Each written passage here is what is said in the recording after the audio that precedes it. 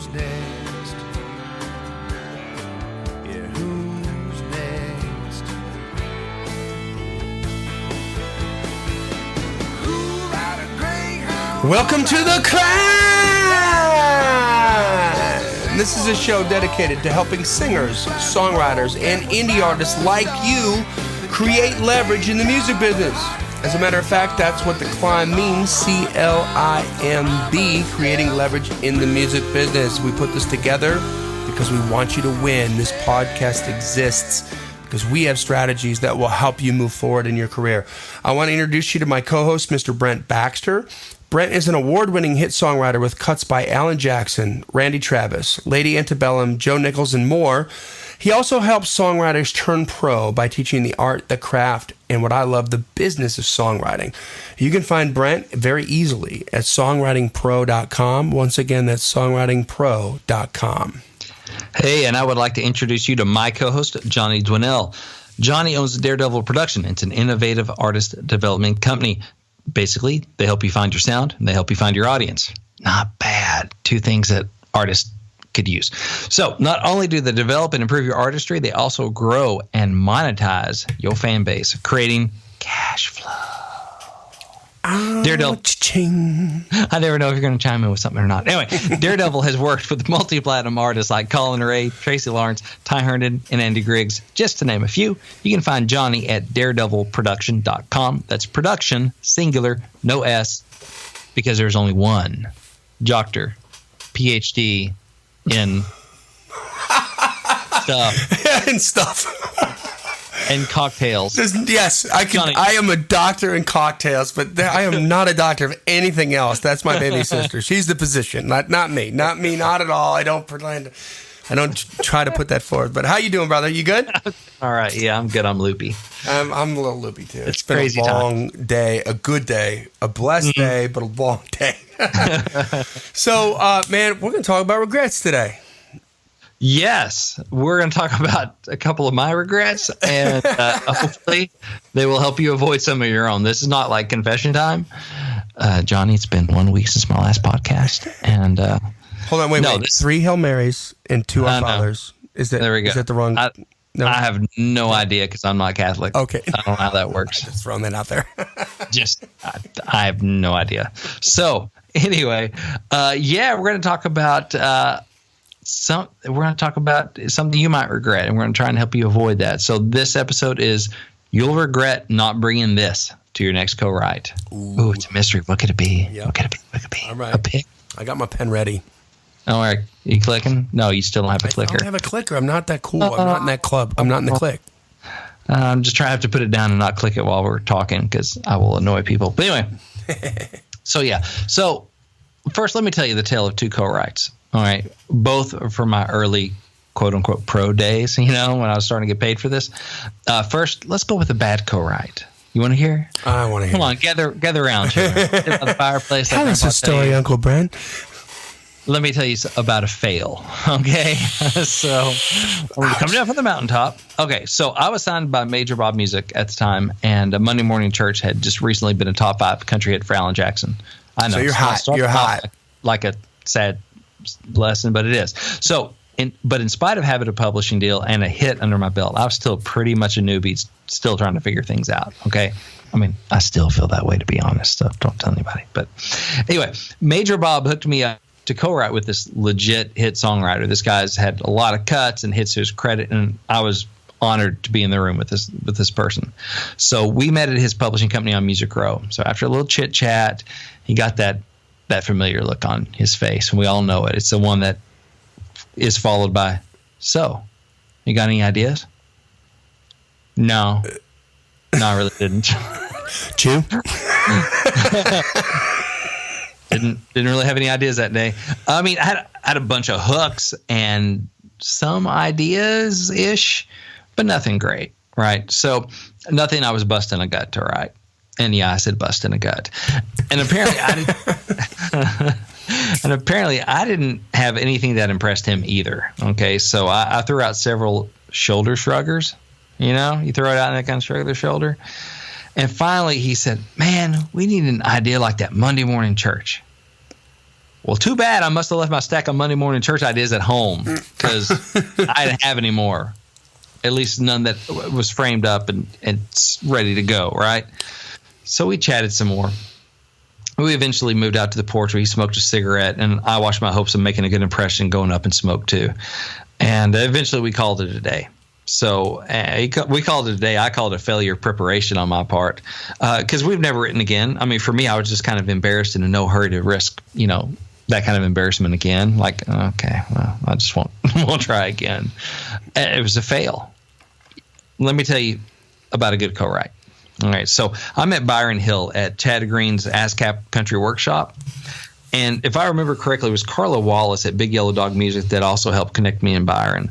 So we got a co-write on the books. And, dude, I was pumped. I mean, Byron's written a bunch of hits, like Full Hearted Memory for George Strait, Born Country for Alabama, Politics, Religion, and Her for Sammy Kershaw, and a bunch more.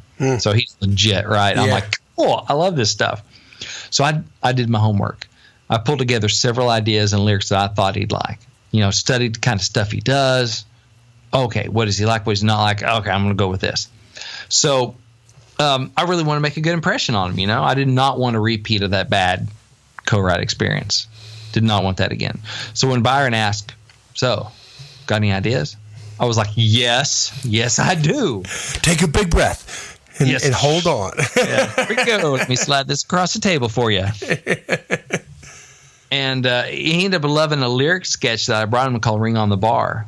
And we were off to the races. And I basically brought in, I think, pretty much the whole lyric, on that. So Byron's just a melodic genius. So that he can do that kind of stuff all day long. So the first co-write, with Byron had led to some success and more opportunity. So while Ring on the Bar hasn't been a big hit yet, it has been recorded by John Pierce when he was on RCA, James Dupre, who was on The Voice, and on Warner Brothers for a little bit. And so it's been a whole with some different artists, including Brad Paisley. So, but the bigger thing is that Byron and I went on to write several more songs together, including the 2014 Canadian Country Music Awards Single of the Year, and my first number one, When Your Lips Are So Close, with Gord Bamford. So it's a good thing I showed up with an idea on that first day. And a number one in Ireland as well. Oh, yeah, I think it was hit like some number one in some different places. Yeah. I got a couple different places. Number one in a couple different places. Yeah. I think so, yeah. So I mainly watch this hemisphere, I'll be honest. It's harder to keep up with Ireland and, France. I know we went top five. Same hemisphere, I think, but yeah, different country. Well, I'm talking about the Western Hemisphere. The same hemisphere as like, North America, US and Canada. Okay. Mainly what That's what I'm talking about. All right. All right. Continent? Pretty much, yeah. Okay. I'm a continentist. Anyway, bring this back in. All right. So it's a good thing I showed up with some song ideas on that first co-write with Byron, right? Because if I'd blown that, I would have blown all those other opportunities that came from that. Yeah. It'd be one more embarrassing story where I'm telling the story without mention his name right. As another fail. And so that brings me to the point of these two stories. I believe that a strong idea is just about the most valuable thing you can bring to a co-write, other than Chris Christopherson. If you can bring him. But other than that, bring a really great idea. If you can get Chris in your guitar case. Right. Go. Women living. The Doppler effect on the vocals, because he's got a beautiful voice. There's no doubt about it. That's funny, dude. Anyway, you might say, well, how come these big, time songwriters didn't throw out their ideas to me, right? So I got in the room with hit songwriter X and then with Byron. They didn't start off with like, hey, you want to hear this great idea I got? They didn't start with that. They were like, so you got any ideas, new guy? Yeah. Well, let's face it, a great idea is pretty much the only thing a newer songwriter has to offer a seasoned pro. Like it's one of the things that we have to offer. Wow. Yeah. That's your goal. That's what you're bringing. Exactly. They don't need me for craft. They don't need me for connections. Their hits on. They already got the craft. You need them. They got the connections. I'm, happy to be in the room. What do they need me for? Unless I got a record deal, Right. And now a caveat, it could be you bring in killer tracks, killer melodies, it's something. But a lot of times it's the idea. Because I've heard hit writers say, just bring me the idea and then follow me to the money. Yeah. 'Cause I know what to do with a great idea because I'm a pro and I've been doing this for years and I know who to get it to. Right. So I'll just give me the idea and we're gone, baby. So let me understand this, just if I can interrupt for a second. So the first, the first moral of this story is really know what your job is at what stage of the journey that you're on. Yeah. Right. It's good, but yeah. Like you just, what I heard you just say to me is that, my value in this situation where he knows the craft, he's got the connections, he's got the name that's going to help my song jump to another level. I don't get to just waltz into the room and say, well, write me a song and put my name on it. Right. Let me sit here and tell you if I like your lines or not. Yeah.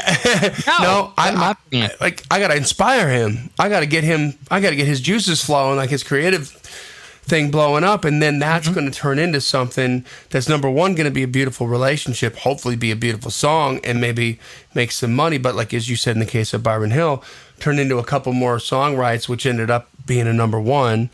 And, and so that, but you came prepared.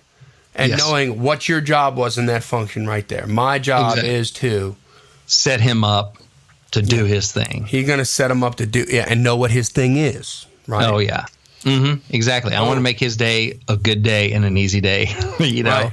And then he has fun, right? Then if he leaves you that day after meeting you for the first time, he's like, man, that was fun. Like, he came with some cool ideas, and I got to do my melodic thing, and just boom, boom, boom, boom, boom. Like, that's cool. Like, I had a good time today. Yeah, I've had artists say that. I got to write a few songs with. It was like, man, we dig writing with you because you don't step on our lane. Like, we do melodies and we know our vibe and we know our brand, and so you just bring the lyric, and so you don't step on us melodically. You let us do our vibe, and you just help stir the pot lyrically. Yeah, great, good. Now that also means somebody that was really strong melodically wouldn't have been as good of a fit, but bringing in those ideas has opened up doors for me. Like, it was funny back when Carla Wallace, I mentioned her, she helped hook me up with Byron. Another person she was working to hook me up with was Casey Beathard. She loved the Ring on the Bar idea, and that was one that she picked up the phone or emailed Casey and was like, hey, I got this guy, he's got this idea, and he liked it. So we tried to get on it. It didn't happen. Ended up writing it with Byron. Ran into Casey later. And of course, Casey's a big hit songwriter, a bunch of hits. And he was like, hey, did you ever write that Ring on the Bar? And yeah. I'm like, yeah, man, I wrote it with Byron Hill. He's like, oh, man, I missed out, And so I was like, yeah, you did. And I got more. I got others. Yeah, I got some. I got another one. Yeah. And so, Carla was using that, even though it had Monday morning church. She was like, okay, we people like that, like the idea of that. Let's dangle some other carrots going. He's an idea guy, to hook you up with these people. Otherwise, maybe you couldn't get with, people like Byron, people like Casey. My brother-in-law, Matt Klein, who we've talked about on the show, he's buddies, and he was writing songs with Andy Griggs, who you've worked with. He's a nut, by the way, but he's awesome. Singing full, he's great. Hoot! My God, my stomach hurts every time I'm around that guy because he makes me laugh. He's hilarious. Yeah. I have tapes. And him and your brother-in-law together. Oh, I can't hang because they go into a shtick, dude. Like, I'm just like, where are the cameras? Are we on TV? Because it's like a routine, and you think they worked it out, but they're just like doing this off the top of their head. It's ridiculous. Yeah, I got to play you some work tapes later. But anyway. But I want to write with Andy, right? Because he's, she's she's more. You won't ever be lonely. Just a lot of cool songs, man. And the fact that he could sing the phone book and make you cry. Yeah, he's great. Yeah, he's great. So I was like, I want to write with Andy. My brother-in-law's writing with him. But I don't want to just be like, hey Matt, will you invite me in with Andy Griggs? I want to write with him. I didn't want to do that, right? I didn't want to ask for a favor kind of thing. I wanted to. Where I was doing them a favor. I want to bring value, which we talk about a lot on this podcast. I wanted to bring value, and that was going to open the door for me. That way, it wouldn't put Matt in position of going, I'll ask Andy to do us a favor. So I'm like, what's he need? He's like, well, tell me about him. What's he like? So I was just doing my research. And so I went and I woodshedded, and I came up with an idea that I thought he would dig based on his personality, kind of stuff he's doing. Do I think I know which song you're talking about? You probably do. It's on Matt's record, so you helped produce it. I helped produce it. I helped cut the vocal. Yeah. Yes, exactly. So, yes, it was called That's Why I Own a Gun. Yep. And how's that for country title right there? Awesome. Yeah. And so I framed it out. I'm like, okay, here's my title. Here's first verse, second verse, third verse kind of thing. Here's, starting it all up. Here's the map. Here's the vision. What do you think about it? He's like, man, I think it's cool. I think Andy will like it. Let me go take it to him. He presented the idea to Andy. Andy dug it. A couple weeks later, we're in the room writing together. Nice. Got to who I wanted to get to write a song. I know you co-wrote that, dude. I'm so excited that you co-wrote that. Oh, yeah. I just found that out right now. That's awesome. There you go. So Matt ended up cutting it as a duet with Andy. So I also got, Andy singing on it, which is really cool. So another thing where the idea got me into a room. A little bit of a sidebar, which is not like I showed up, I didn't have an idea, but I used the idea as bait to get into a room. As a crowbar, to get in there. Oh, yeah. I mean, I can go on stories about that, how ideas have opened up doors. But that's a good episode. Write that down. There we go. Opening doors with ideas. So going back to writing with Established Pro, they, what do they need from you? They have a more valuable name. They have more connections. They bring a higher level of songwriting skill. They just need that cool idea or fresh melody. So unless you're swinging around a big fat record deal, your job is to bring the idea or the start of a song that they can run with. And a lot of times, more veteran writers, one thing they like about writing with, say, younger writers is just the fresh approach, the fresh language. The angle and the language, yeah. How do the kids say that these days? It's simple as that. Like, it's a viewpoint of a 21-year-old where they're 55 and they've been doing this for so long, and the one thing they can't do is be a 21-year-old right now. Right. So part of how they can bring that authenticity is by having you in the room, and like, how do you look at the world? How do you twist phrases? What kind of ideas are relevant, for now? So that's one thing you can bring that is the value of youth. Mm-hmm. They bring the value of all that experience. You can bring the value of youth and wrap that around an idea and the way you serve it up. So, if the pro has a great idea, surely he has several proven, established co-writers who could write it with him. Why risk giving 50% of his idea to a songwriter who may not contribute very much, to a songwriter who's not proven? That's why they don't throw theirs out there. Well, dude, if I got a great idea, I'll call up Craig Wiseman, they're thinking, or I'll call up whoever. How about this? How about take it I'm going to articulate that exactly a different way. When you find yourself in the position of being a pro writer and you're taking a writing session that you've been referred to from a brand new writer, you're an idiot if you bring him your best stuff. Yeah. Because that could very well just be a person who's just, you don't know who that is. You don't know if they're just trying to glean off your name or whatever. Like you save the good stuff, like you said. You just, this is just good business. You save the good stuff for, I'm going to write that with Craig Wiseman. I'm going to write that with Dallas Davidson. I'm going to write that with these guys or that guys. And bring me something like if you want me to bring you up, bring me a reason to bring you up. Right? Right. Like, yeah, I'm not going to provide the reason to bring you up because I don't know you from a can of paint.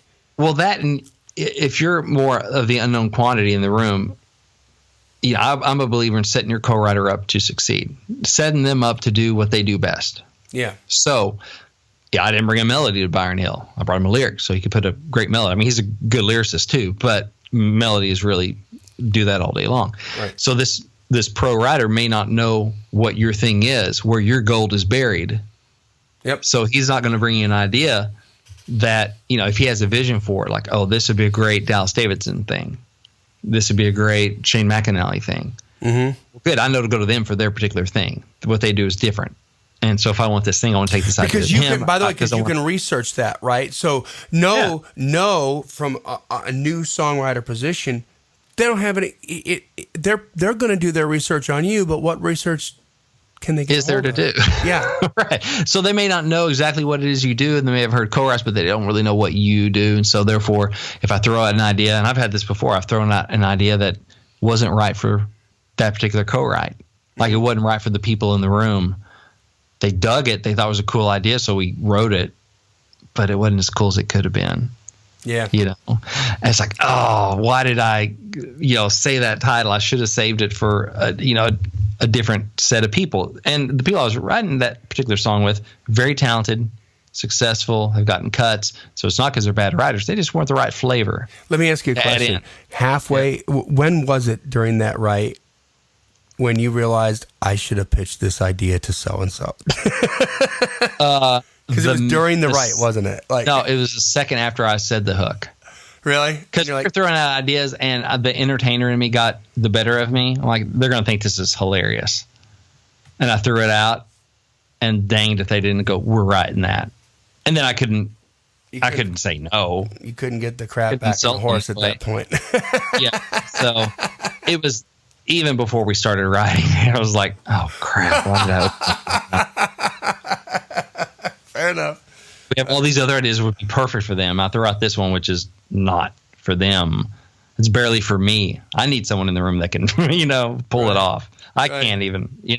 So why would, and if a pro writer's, throwing his best idea out to you, gosh, that's really risky. So you need to be prepared to bring your best to every co-write. But, you're going to know what he does, but he may not know what you do. And let me tell you, it's a lot more fun and profitable when you have a strong answer for the got any ideas question. And I want you to be prepared when that question comes your way, because I want you to get in those rooms where people are asking you got any ideas? Because you're writing with people that are further up the food chain than you. Mm-hmm. I want you to be prepared for that. And that question doesn't need a good answer only if you get a pro co-write. The question comes up pretty much in every co-write, right? Every time you step in a writing room, you have the opportunity to blow away your co-writer or to blow an opportunity. You can bring a great gold nugget or nothing. Yeah. And all I know is feeling like I have a stack of strong ideas allows me to walk into any room with any co-write with confidence. Now, we might not always write my idea, but I come prepared, and my co-writers know it and they appreciate it. Yep. And that energy, you just have that energy when you walk in, when you know that you're prepared. There's an intangible force that you bring into that room, and they can feel that on a lot of different other frequencies than just when you dole out. Well, you know what that's being a pro. Yeah. You're not just prepared, you're pro-paired. That's right. A pro knows a pro, and if you walk in and you're like, "Hey, I got this stuff, this, and this," then even if you don't have a stack of cuts to your name or credits, you just come off more professional, especially if they're good ideas and well thought out, or melodically, or whatever your thing is that you bring. Not everyone's going to be the idea guy. Save that for me, but whatever your thing is, if you come in with several things that you do well, that you can kick off the write with, it's a good thing. Yeah. But don't force your ideas. You may write something else, but it's good to have those. Love it. Yeah. So, especially, man, starting off, if you get in a good flow with some co-writers, you may be able to walk in and go, I got nothing. Let's talk life, and we'll find it. Mm-hmm. But you've got to kind of earn that spot. I'm not going to walk in to a first co-write with Rodney Clausen and go, man, I'm just a little dry right now. What you got, Rodney? Yeah. He's had like 20 number ones, whatever. He's like, what I got is another writing session with Dallas Davidson. I'll talk to you later. Yeah, exactly. What I got? Well, I guess I got a free day. I got a free day because I'm not going to hang with you. Yeah, exactly. Why? I love that, man. That makes sense. You'll regret not bringing this to your next co-write. All right. Strong idea. Do your homework. Do your homework. I mean, that's the thing. It's all about bringing value. Know what it is for you, what your strength is, and bring whatever it is you're strong in. And know what their strength is. Exactly. Yeah. I mean, that's part of, a good relationship. You have complementary strengths.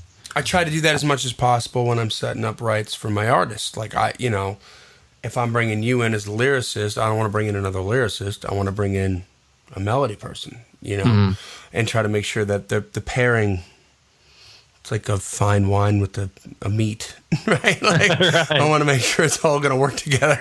Exactly, yeah. I got mushrooms and apples. All right. Yay. That's all right. Well, all right, man. So, Brent, that's not all we got. No.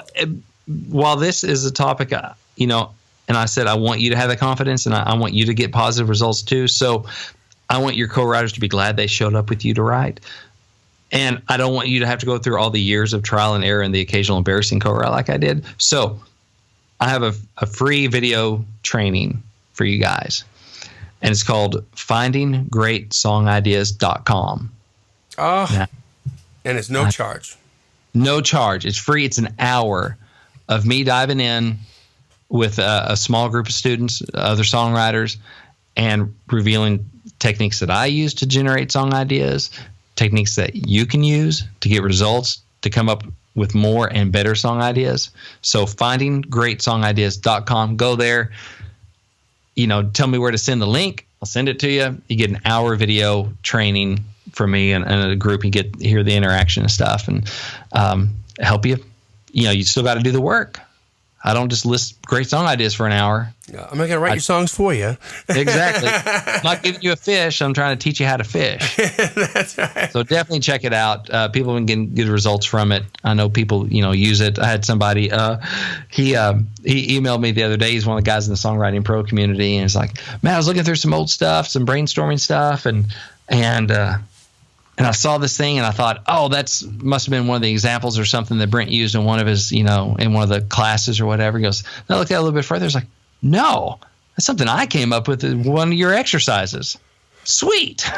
Cha-ching. Yeah, I'm smarter than I thought. It's awesome. That's a great story, dude. 1 hour of free training. People, from a hit songwriter, if you don't do this, you're a moron. Like, you got to do it. Like, what have you got to lose? Like, you're not going to come out of that and not learn something.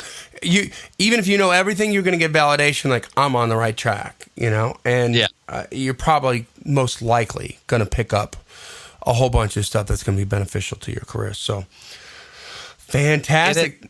Tell your friends, tell your co-writers. That way, they can bring in better ideas too. You'll be helping yourself in the long run. What's the link one more time? Share it. findinggreatsongideas.com. findinggreatsongideas.com. All right, that brings us to the end of another killer episode of The Climb. You just got schooled. We hope that helps out. We're here to help. We want you to win, guys. Keep on climbing. And we'll see you at the top.